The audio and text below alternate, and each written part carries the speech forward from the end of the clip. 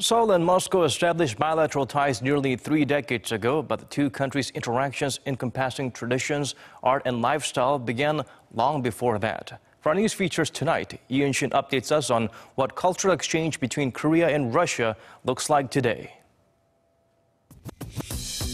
Koreans' drinking culture usually includes beer and soju. So what would they think of a Russian hard liquor, say vodka? This is the kind of topic that online content creator Arirang likes to talk about on his channel. His videos with subtitles shed light on the differences in lifestyle and culture between Korea and Russia. I became friends with some Russian exchange students, and that got me interested in the country. I realized how K-pop was becoming more and more popular, but there wasn't enough information about Korean people out there. So I decided to make videos about Korea that foreigners wouldn't be able to find anywhere else. Lee says his goal is to narrow the cultural gap between Korea and Russia. And what drives him to keep going? The gifts and unexpected messages from those who appreciate his efforts. 한국어 많이 공부해요.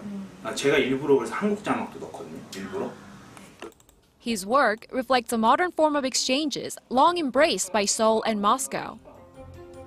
It's been nearly 30 years since South Korea and Russia first established their modern diplomatic relations, but their cultural interactions go back even further. Korea's pop culture is getting a lot of attention in Russia these days, but Russian classics are still, to this day, widely cherished in Korea. University professor Seo Kyung-jung spent her lifetime studying Russian literature and philosophy. As a big fan of Dostoevsky, she has written plenty of books herself to help Koreans read between the lines of Russia's most famous writers. Character and mentality-wise, Koreans and Russians have a lot in common, such as wanting to appeal to emotions rather than being calculative, or the shared sense of nostalgia towards their mothers. Koreans have long appreciated Russia's world-renowned classical music, ballet, and literature.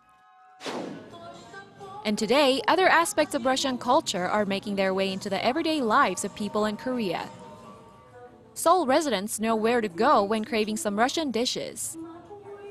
Here, customers are in for a big cultural welcome as they dine next to Russia's national flowers and treasured handicrafts and are surrounded by waiters in traditional costumes. When I first came to Korea, I made a lot of friends at school and soon realized they don't know anything about Russia. So I wanted to be the first one to spread Russian culture here.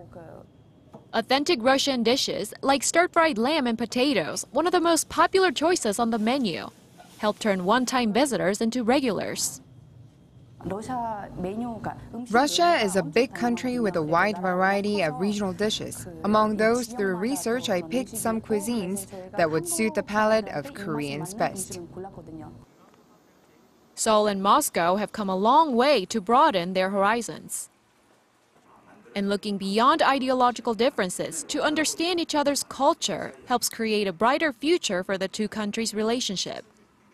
When it comes to the politics of Northeast Asia, there's a sense of rivalry between countries like the US, Russia, China, and Japan, and that adds to the complexity of diplomatic ties between Seoul and Moscow. One of the best solutions to strengthen ties is through cultural exchanges. As such, Min, another cultural ambassador, has chosen to go the extra mile in his efforts to connect Korean and Russian cultures. The leading performer of a group of some 20 Korean and Russian instrumentalists makes sure to have traditional Korean music, or kugak, resonate across the streets of Moscow. This is such a unique, one-of-a-kind music, and I teach the sound to Russians and Korean Russians so they can play the numbers together.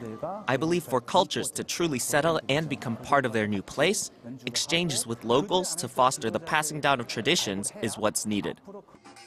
Unshin, Arirang News.